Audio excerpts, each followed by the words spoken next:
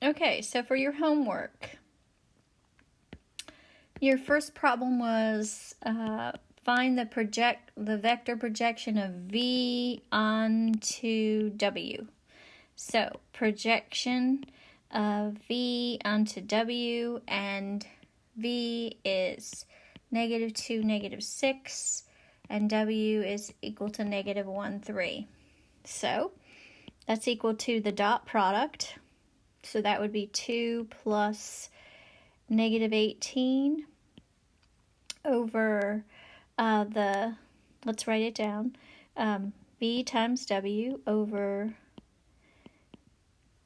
the magnitude of W squared times W. So that would be 1 plus 9 times, well, let's just put W for now. So that would be -16 over 10, or divide by 2, and you get -8/5 W. So then W is -8/5, and W is -1, 3. So you get 8/5 and -24/5. So there's the projected vector. All right. Okay, for number 2, same thing they want, only we don't have component form, so let's write component form. V is 4, -2, and W equals 5, -3, and we want the projection of V onto W, and that's equal to the dot product V times W over the magnitude of W squared times W.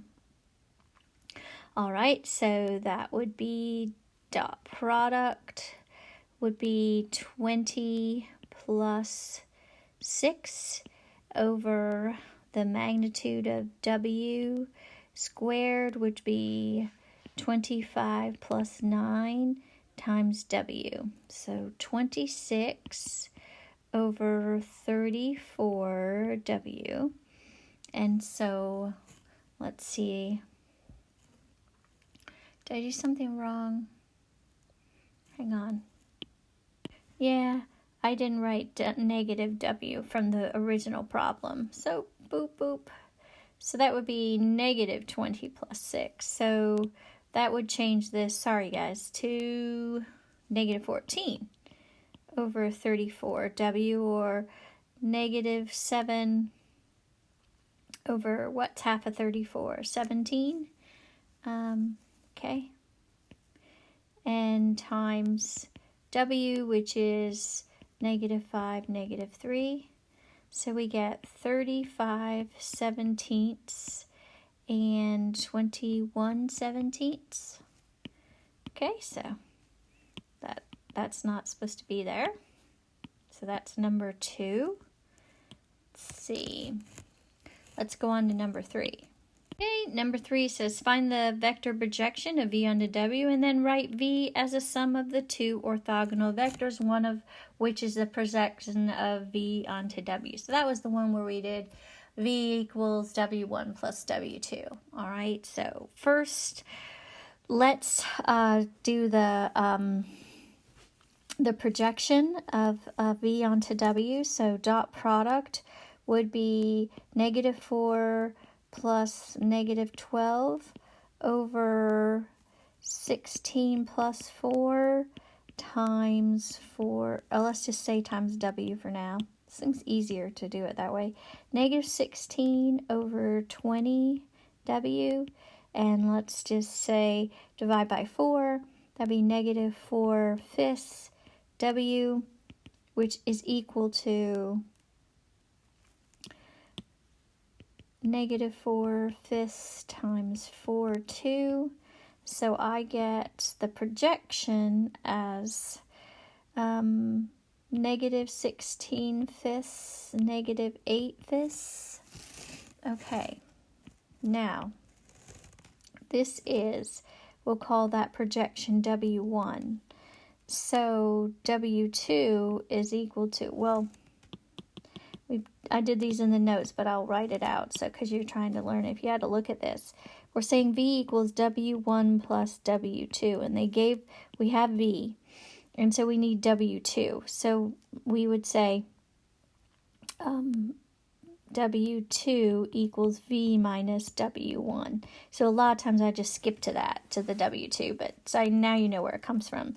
So W2 is equal to 1 negative 1 negative 6 minus negative 16 fifths negative 8 fifths. So let's write this in terms of fifths. So that would be negative 5 fifths, negative 30 fifths, and that way we can subtract easier, minus negative 16 fifths, negative 8 fifths.